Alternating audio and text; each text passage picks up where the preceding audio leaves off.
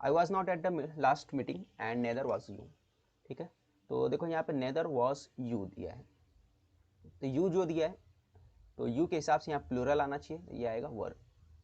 ठीक है, समझ में आ गया। अगला सेंटेंस दिया, the three individuals are so different that their tastes vary from one another. उनके टेस्ट जो थे वो एक दूसरे से जुदा थे, एक दूसरे से अलग थे। ठीक है, तो बहुत प्यारा सेंटेंस है। तो यहाँ पे क्या करोगे आप बताओ। देखो वन अनदर है तो यहाँ पे क्या आएगा, वन अनदर्स आएगा, क्या आएगा, वन अनदर्स। ठीक है, तो आपको ये ध्यान रखना है कि कब कैसे चेंज करना है, इन बातों पे ध्यान रखना है आपको। ठीक है, और ये क्यों हुआ, क्योंकि देयर टेस्ट के हिसाब से चल रहा है, यहाँ पे देयर टेस्ट है तो यहाँ पे भी आएगा अनदर्स आएगा। अगला सेंटेंस दिया, ही remembered that his visa will be expired in month. He remembered that his visa will be expired, तो देखो उसका वीजा क्या होगा, एक्सपायर्ड हो जाएगा। बट आप अगर यहाँ पे देखो तो ये जो वर्ड है एक्सपायर, जो वर्ब है, ये वर्ब जो है इंट्रांजिटिव वर्ब है। ठीक है, क्या है, इंट्रांजिटिव वर्ब।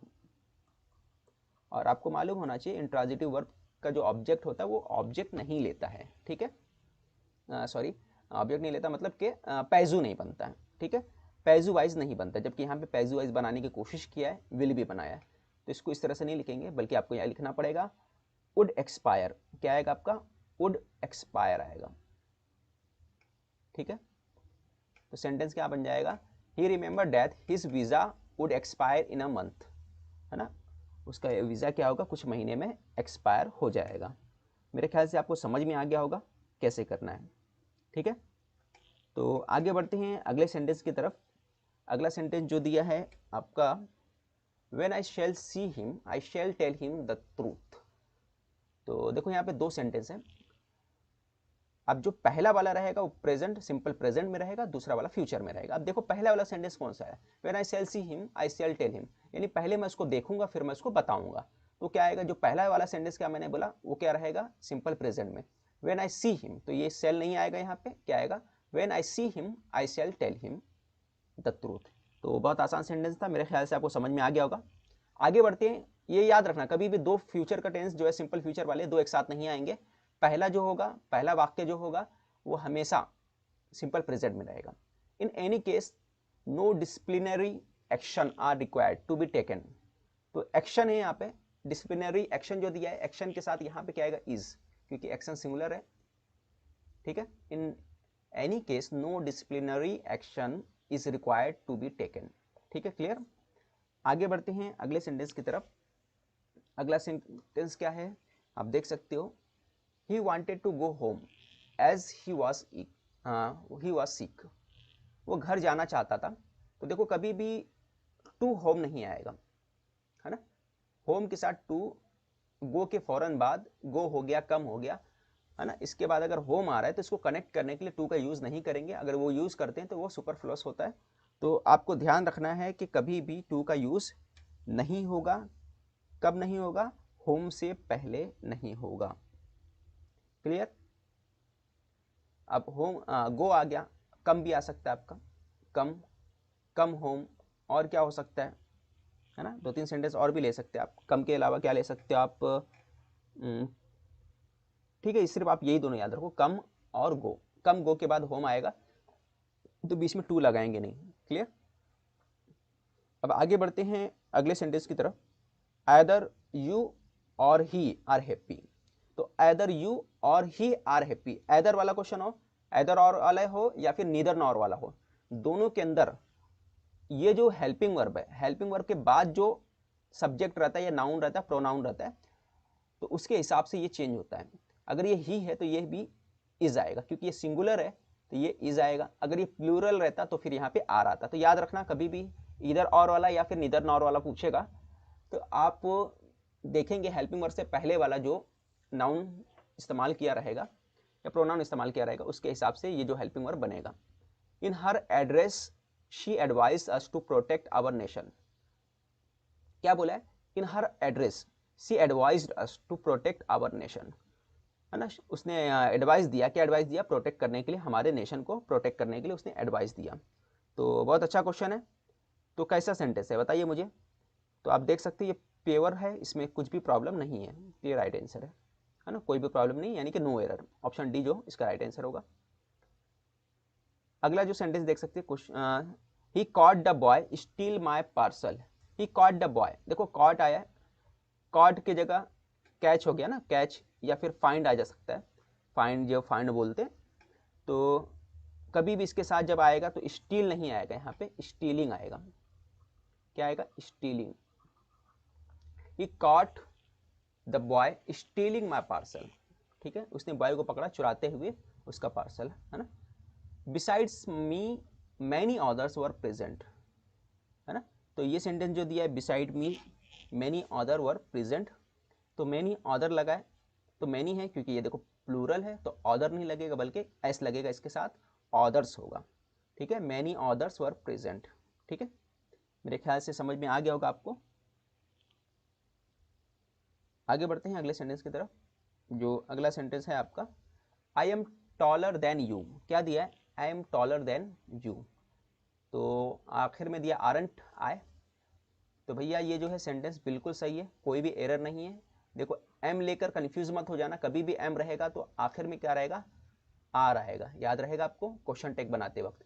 यहाँ पे नॉट नहीं था, इसकी वजह से इसके आगे क्या लगाया गया? नॉट लगाया गया, आरंट आए, ठीक है, मेरे ख्याल से याद रहेगा। तो एम लेकर कंफ्यूज मत होना, छोटी क्लासों में हो सकता है आप सही से नहीं पढ़े होगे ग्रामर वगैरह, तो बट याद रखना आपको एम की जगह वो चेंज होकर आरंट हो जाते हैं, आर बन जाता है, ठीक है।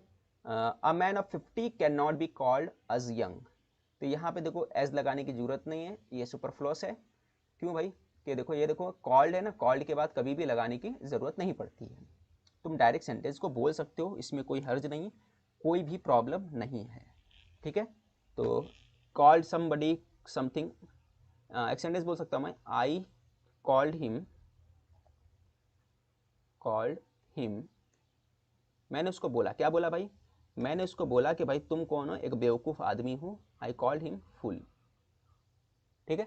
तो देखो कॉल्ड हिम आया डायरेक्ट, तो कॉल्ड एज हिम ऐसा नहीं बोल सकते, वो सुपरफ्लूअस हो सकता है, ठीक है। आगे बढ़ते हैं, अगला सेंटेंस 7 जो दिया हुआ है, a man of 50 can not be called, sorry दोबारा मैं पढ़ रहा था सेंटेंस, 8वां दिया, one of my brothers live in the USA, तो 8वां वाला इसको कैसे लिखेंगे, इसमें क्या प्रॉब्लम, आप देखो जरा सर्च करो। तो one of my brothers lives, तो वन ऑफ, देखो यहाँ पे वन ऑफ आया, मैं समझा चुका हूँ, कभी भी इधर और आए और वन ऑफ आए, नीदर नॉर आए, है ना, नीदर ऑफ आए ना, तो वहाँ पे क्या लगाते हैं, यहाँ पे जो हेल्पिंग वर्ब होता है या वर्ब होता है उसके हिसाब से चेंज होता है, कि ये सिंगुलर है तो ये भी क्या आएगा? सिंगुलर आएगा, तो लिव नहीं लगेगा बल्कि क्या लगेगा? लिव से लगेगा, ठीक है। I will meet him when he will come, तो देखो दो फ्यूचर वाले एक साथ आ गए, तो मैंने बता दिया था जो पहला वाला सेंटेंस रहेगा, जो पहले वाक्य हुआ है, वो आपको इस्तेमाल करना सिंपल प्रेजेंट में।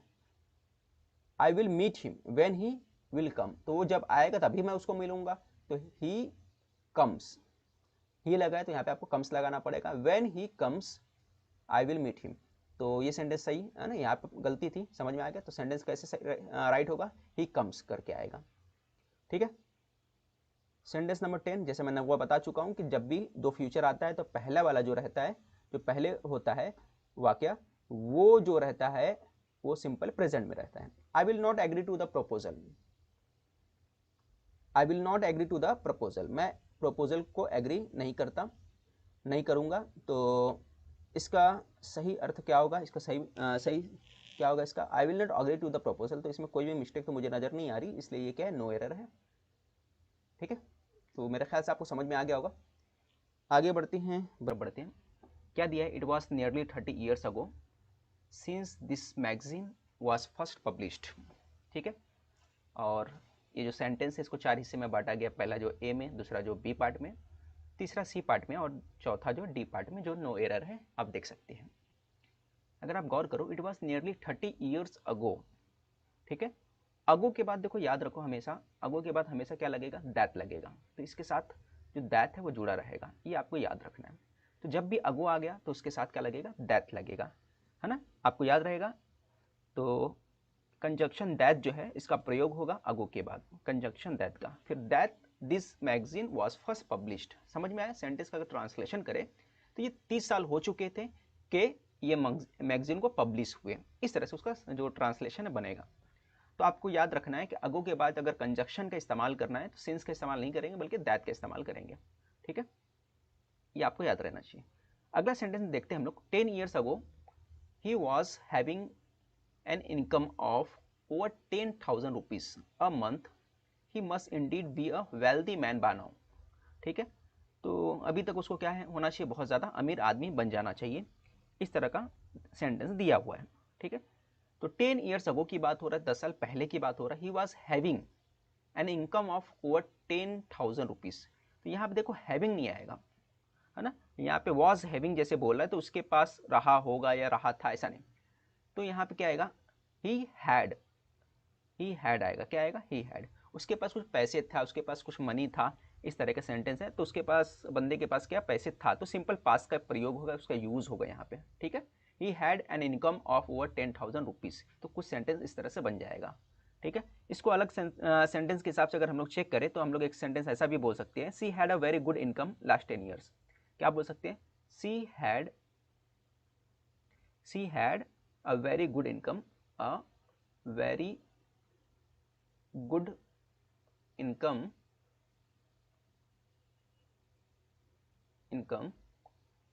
है ना, very good income last year. उसका जो लास्ट ईयर का इनकम जो था बहुत अच्छा था, बहुत प्यारा था, बहुत बढ़िया था। ठीक है, इस तरह से एक सेंटेंस और बना सकते हो। देखो राइटिंग मेरी बहुत बेकार है तो उसका टेंशन मत लेना, सेंटेंस को समझने की कोशिश करो कि उसके पास जो इनकम था, है ना। तो देखो सिंपल पास है, यहाँ पे क्या लगा, सब्जेक्ट लगा, सब्जेक्ट के बाद ये क्या है, वर्ब का सेकंड फॉर्म, है ना। She had very good income in last year. ठीक है, तो इस सेंटेंस समझ में आ गया होगा। इसके बाद हम लोग जो है अगले सेंटेंस की तरफ बढ़ते, जो अगला सेंटेंस हमारा दिया हुआ है, क्वेश्चन नंबर 3 देख लो एक तरह से। In spite of the fact, है ना, in spite of the fact, सच्चाई के बावजूद that the meeting was about to end, he insist, है ना, he insisted to ask several question. उसने इंसिस्ट किया आस्क करने का, पूछने का, सेवरल क्वेश्चन। ठीक है, तो देखो कभी भी इंसिस्ट आता है ना तो इंसिस्ट के बाद टू नहीं आएगा, क्या आएगा, ऑन आएगा। ठीक है, ये याद रहेगा आपको, क्योंकि इंसिस्ट क्या होता है, किसी बात के ऊपर जोर डालना, किसी चीज के ऊपर जोर डाल रहा है ना, तो जोर डालता है, यानी इंसिस्ट के बाद फौरन क्या आएगा, on. He insist on ask several question. ये किस पे जोर डाला गया, उसने वो जोर डाला जो डिफरेंट टाइप के क्वेश्चन थे या कई क्वेश्चन थे उसको आस्क करने का, उसको पूछने पर उसने जोर डाला या उसने पूछा। ठीक है, तो आपको याद रखना है प्रपोजिशन का ऑन का यूज होगा। ये प्रोपोजिशन जो है आपका, प्रीपोजिशन ऑन आस्क से पहले इसका इस्तेमाल होगा। तो ये आपको याद रखना है, कभी भी इंसिस्ट लगाना है तो इंसिस्ट के फौरन बाद क्या लगेगा, ऑन का प्रयोग होगा, इसका यूज होगा। अगला सेंटेंस देख लेते हैं। Hardly had he entered into the room ना, मुश्किल से वो, hardly had he entered into the room and taken his seat. और जैसे उसने मुश्किल से वो क्लास में रूम में दाखिल हुआ, दाखिल होने के बाद वो सीट पे बैठा, when the girls began to giggle, तो लड़की जो हंसना शुरू कर दी, गीगल करना शुरू कर दी। तो यहाँ पे देखो कभी भी सेंटेंस जो है, सेंटेंस के अंदर आप अगर गौर करोगे तो ये देखो इनटू का प्रयोग नहीं होगा, इनटू का इस्तेमाल नहीं होगा। क्यों नहीं होगा, क्योंकि देखो ये जो है सुपरफ्लस है ना, सुपरफ्लस का यूज है, यानी ये एक्स्ट्रा वर्ड है। क्या है, इनटू क्या है, एक्स्ट्रा वर्ड है। तो आप अगर इंटर्ड कर रहे रूम के अंदर, है ना, और यहाँ इनटू नहीं लगाओगे तो चल जाएगा, क्योंकि ये एक्स्ट्रा वर्ड है। ठीक है, तो ये बात आपको ध्यान में रखना है। इससे पहले आप पढ़ते आए हो, आप बचपन से सीखते आओ कि किसी रूम में जब इंटर कर रहे हो, दाखिल हो रहे हो, एंट्री ले रहे हो, तब वहाँ क्या लगाया जाता है, इनटू लगाया जाता है। रूम में हो तो इन लगाया जाता है, बट यहाँ पे इनटू क्या है, सुपरफ्लस है, आप नहीं लगाओगे तो भी चलेगा। ये आपको ध्यान रखना है। ठीक है, आगे बढ़ते हैं अगले क्वेश्चन की तरफ। आई वॉज डिसअपॉइंटेड, मैं बहुत डिसअपॉइंट हो गया था, when I came for seeing you, है ना, when I came for seeing you last evening, कब, लास्ट इवनिंग में, but could not find you at home, लेकिन मैं आपको नहीं पा सका। कहाँ नहीं पा सका, घर पे। ठीक है, तो इसलिए मैं डिसपॉइंट हो गया। ठीक है, चलो ठीक है, इसको देखते हैं हम लोग सेंटेंस को। यहाँ पे देखो कैम फोर, यहाँ पे कैम फोर आया है, तो आपको ध्यान रखना है कि यहाँ पे जो प्रयोग होगा कैम फोर सिंग, कैम फोर सिंग जैसे दिया हुआ है यहाँ पे इस तरह से नहीं लिखेंगे, कैम टू सी आएगा। कैम टू, इसको हटाएंगे आप, यहाँ पे क्या लिखोगे, कैम टू सी आएगा। क्यों आएगा कैम टू सी, तो इसके लिए याद रखना है इन्फिनेटिव का यूज होगा आपको। यहाँ पे एक पर्पस बयान हो रहा है, ठीक है, पर्पस हो रहा है एक मकसद के तहत, है ना। किस मकसद के तहत आया, उसको देखने के मकसद के तहत आया था, है ना। जब भी मकसद का बयान किया जाएगा तो कैम के बाद हमेशा क्या आएगा, इन्फिनेटिव लगेगा, है ना, इन्फिनेटिव का इस्तेमाल होगा। ये आपको याद रखना है, ठीक है। तो क्या समझ में आया? कम के साथ इन्फिनिटी का यूज कब होता है? जब कोई मकसद बयान किया जाए। यहाँ पे किस मकसद के तहत आया था? उसको देखने के मकसद से आया था, इसलिए यहाँ पे लगेगा came to see, came for seeing नहीं आएगा। एक सेंटेंस और बता देता हूँ मैं आपको, ताकि आपको समझने में इसके लिए बहुत आसानी हो सके। ही केम हियर टू सी मी, जैसे यहाँ पे लिख सकता हूँ, क्या लिख सकता हूँ? ही केम हियर, है ना, वो यहाँ पर आया। किस लिए आया भाई? टू सी मी, टू सी मी, मुझे देखने के लिए आया। ही केम हियर टू सी मी, वो मुझे देखने के लिए यहाँ पे। उसका मकसद क्या था? मुझे देखना उसका मकसद था, तो इसलिए क्या लगा? टू सी लगा, ठीक है। अगला क्वेश्चन नंबर 6 पे आ जाते हैं। The number of jobs that would be satisfactory in all respect are small, ठीक है। The number of jobs that would be satisfactory in all respects are small, ठीक है। तो ये जो छठा सेंटेंस है, तो यहाँ पे आपको ध्यान देने का है। क्या ध्यान देने का आपको? देखो यहाँ पे इस बात को ध्यान देने का आपको, द नंबर जो दिया है ये क्या है? सिंगुलर है। जो नंबर है ये सिंगुलर है, इसकी वजह से जो है the number of that jobs that would be satisfactory in all respects are small, ठीक है। तो ये आर नहीं लगेगा, वहां पे क्या लगेगा? यहाँ पे इज का यूज होगा। किसका यूज होगा? इज का यूज होगा। याद रहेगा आपका, the number of jobs that would be satisfactory in all respect are small, ठीक है। तो जॉब्स इस यहाँ पे नंबर जो क्वांटिटी है उसके बारे में बोल रहा है, तो नंबर क्या था? कम था। क्वांटिटी क्या थी? कम थी। तो नंबर क्या? सिंगुलर है, इसकी वजह से यहाँ पे इज लगा। यहाँ जॉब्स के बारे में नहीं बोल रहा है। अगर आप जॉब्स के हिसाब से चलोगे तो यहाँ पे आर होता है, बट यहाँ जॉब के बारे में नहीं हो रहा है। यहाँ पे जो वर्ब लग रहा है, मेन वर्ब, वो जो है इसके हिसाब से लग रहा है, द नंबर के हिसाब से लग रहा है, इसलिए यहाँ पे क्या आएगा? इज आएगा। ये आपको ध्यान रखना है। एक सेंटेंस अगर मैं इसके बाद 7 वाला देख लेते, चलो ठीक है। 7 वाला सेंटेंस देख लेते। I have found the man whom I know is the thief. I have found the man, है ना। I have found the man whom, तो whom नहीं आएगा यहाँ पे आएगा who आएगा। क्या आएगा? who I know is the thief, ठीक है। जिसको मैं जानता तो वो क्या है? चोर है। समझ में आ गया होगा आपको। आगे बढ़ते हैं। There is no reason why he should not come since he is in town and is free, ठीक है। तो ये सेंटेंस जो दिया है आपका 8वां सेंटेंस, तो ये सेंटेंस आपका पूरा करेक्ट है, इसके अंदर कोई भी प्रॉब्लम नहीं है। There is no reason why he should not come since he is in town and free, है ना। वो टाउन में है और फ्री भी है, तो कोई ऐसा रीजन नहीं कि वो ना है। 9वां देख लेते। इट इज हाई टाइम, क्या दिया? It is high time we cried a halt, है ना। हमने क्या किया? क्राइड किया हॉल्ट को, to exist corrupt practices followed in the education sphere, है ना। जो एजुकेशन स्फेयर में, एजुकेशन लाइन में जो करप्ट प्रैक्टिसेस किया जा रहा है उसके खिलाफ हमने यहाँ पे क्या आएगा? प्रोटेस्ट किया। तो क्राइड अ हॉल्ट नहीं होगा, तो यहाँ पे क्राइड अ हॉल्ट दिया है, इसके बदले देखो ये वर्ड दिख रहा है ना, क्राइड अ हॉल्ट, तो यहाँ पे क्राइड अ हॉल्ट नहीं आएगा। यहाँ पे इसके बदले आप लगाओगे एक दूसरा सेंटेंस लगाओगे। क्या लगाओगे? कॉल्ड अ हॉल्ट, जो इडियम है, क्या लगाओगे? कॉल्ड अ हॉल्ट, ठीक है। तो ये क्या है? इडियम है, ये आपको याद रखना है, ठीक है। तो कॉल्ड हार्ड का इस्तेमाल करोगे और ये तरह से इडियम है, ये बात आपको याद रखना है, ध्यान रखना है। जिसका मतलब क्या होता है? प्रोटेस्ट करना, हड़ताल करना। It is high time we called halt to the existing corrupt practices. Existing corrupt practices जो है उसके खिलाफ हमने एक हड़ताल बुलाया या फिर हमने एक धरना दिया। The situation is perilous. 10वां वाला देख लो। 10वां वाला क्या दिया है इसमें? आप देख सकते हो 10वां वाले के अंदर कि the situation is perilous, situation बहुत पेरिलस है। If we are prepared promptly to the act there is still one chance of escape, ठीक है। सिचुएशन बहुत डेंजर है और हम लोग कैसे प्रिपेयर हैं? हम लोग फौरन तैयार हैं टू एक्ट करने के लिए। तो देखो इस सेंटेंस के अंदर आपको ध्यान रखना है, क्या ध्यान रखना है कि देखो प्रॉम्प्टली का जो दिया है ना, प्रॉम्प्टली, ये जो वर्ड दिया है प्रॉम्प्टली, ये देखो ये वर्ड है ना प्रॉम्प्टली, ये जो आएगा ये किसके बाद आएगा? टू एक्ट के बाद आएगा। किसके बाद आएगा? ये टू एक्ट के बाद होगा, ठीक है। तो आपको सेंटेंस क्या लिखना है? इसको पहले लिखना है इससे, और ठीक है, ये पहले आएगा ये बाद में आएगा। तो कैसे सेंटेंस बनेगा? If we are prepared to act promptly there is still one chance of escape, ठीक है, याद रहेगा। तो ये क्यों हुआ ये भी याद रखने का है, क्योंकि देखो एडवर्ब ऑफ टाइम है। क्या है? प्रॉम्प्टली जो है एडवर्ब ऑफ टाइम है, यानी फौरन हो रहा है, तो प्रॉम्प्टली का इस्तेमाल जो होगा हमेशा इन्फिनिटी के बाद होगा, ये आपको याद रखना है, ठीक है।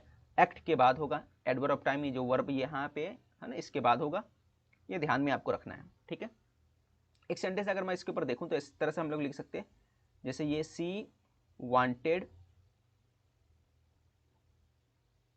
To move, she wanted to move immediately, to move immediately, immediately, है ना। अब ये सेंटेंस देख लो, प्रॉम्प्टली, प्रॉम्प्टली का जो मतलब होता है वही क्या मतलब होता है, इमीडिएटली का भी मतलब होता है, ठीक है। तो मूव के बाद क्या आया, इमीडिएटली आया, ठीक है, ये इन्फिनिटिव आ गया, उसके बाद क्या है, इमीडिएटली आ गया। तो प्रॉम्प्टली, एब्रप्टली, ये जो वर्ड होते हैं, है ना, इमीडिएटली, दो चार वर्ड ऐसे हैं जो आपको याद रखना है इसके। तो उससे पहले क्या आएगा, किसके बाद आएगा, टू मूव के बाद आएगा, यानी इन्फिनिटिव वाला जो पार्ट रहेगा उसके बाद आएगा, ठीक है। तो आगे बढ़ते हैं इसके बाद।